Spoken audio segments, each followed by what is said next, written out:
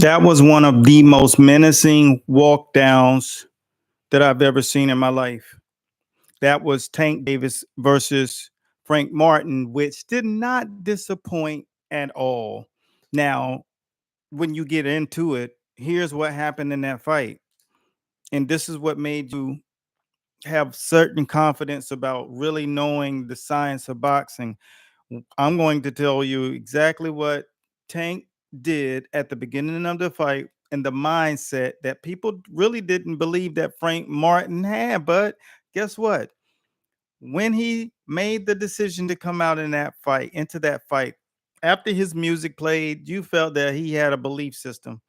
But when they came out into the first round, I remember when Mike Tyson had gotten out of prison and Peter McNeely was his first opponent.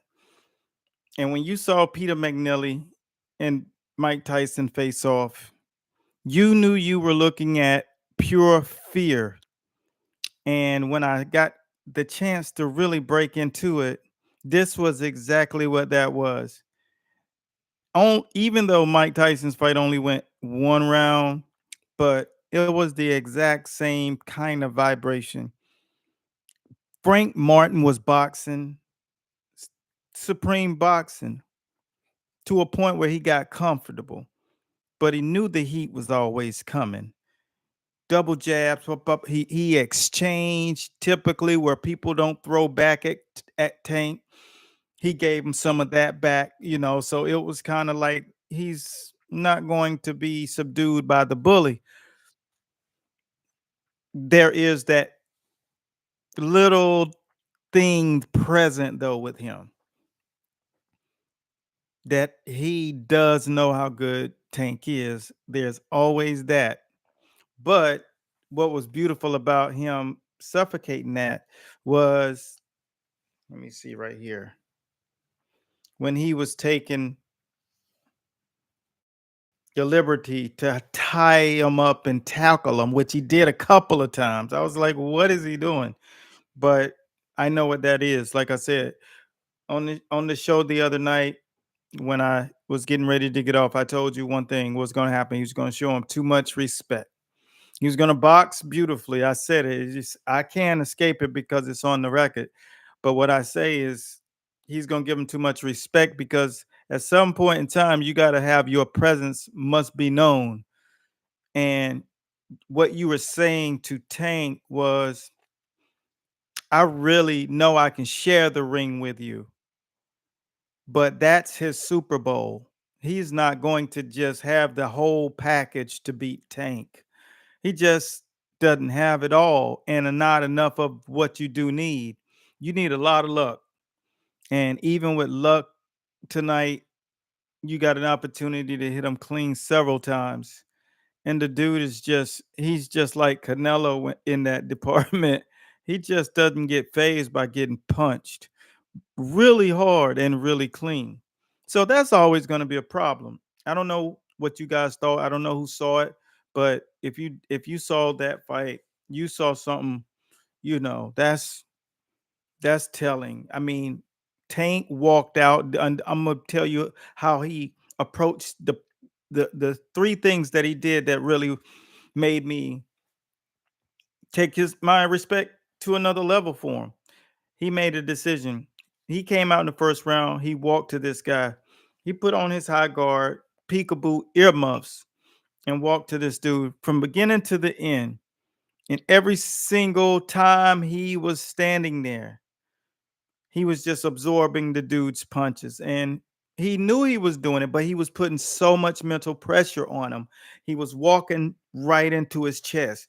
He was cutting, he was fainting, he was level changing, he was giving him everything. So he was staying on his nerves. So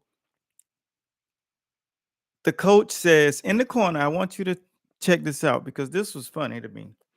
The coach said, now it's the sixth round. I said, it's the sixth round. It felt like it was like the 11th round. I don't know why, but that fight just seemed like it took a long time because you could just see what was happening. But the kid was having so much success that it was really, he really, really could be that guy. as long as he don't fight Tank or Ryan Garcia or Devin Haney.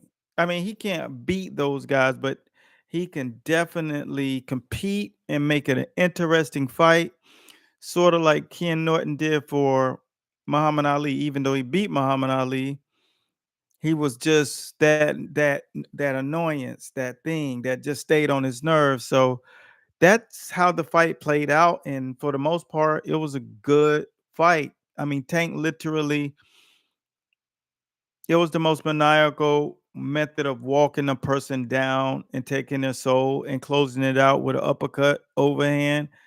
It was beautiful. I mean, it was just marvelous, Marvin Hagler esque. Just John the Beast Mugabe. He was all of it mixed in one. Bo Jack, pull Bo Jack up. Beaujack. Pull Bo Jack up and then talk to me. That was it, man. Congratulations for the team Martin for getting the opportunity and showing up. You know, he didn't come short at all. That was a great fight. He has nothing to feel bad about. I mean, this dude is just a different animal.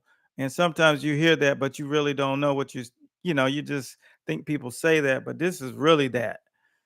I mean, this was a really, really competitive fight of a couple of brothers from the hood who want to prove it's them, that they are the one. And that's a big pill to swallow. So hats off to those guys, man. Thank you guys for taking the time to check out the channel. Next time we hop up here, we're gonna have some feedback about this fight. Let me know what you're thinking about this fight. Did it really meet your expectations? I was about to actually share the post-fight press conference, but what I'm going to do is tell you guys to just, if you want to see it in full, make sure you come back to the channel when you wake up, and it'll be a nice pressed up one there for you. A weigh in post fight press conference. It's all good. So thanks again. Be blessed. Make sure you subscribe if you like watching, learning, and seeing boxing. Holla back.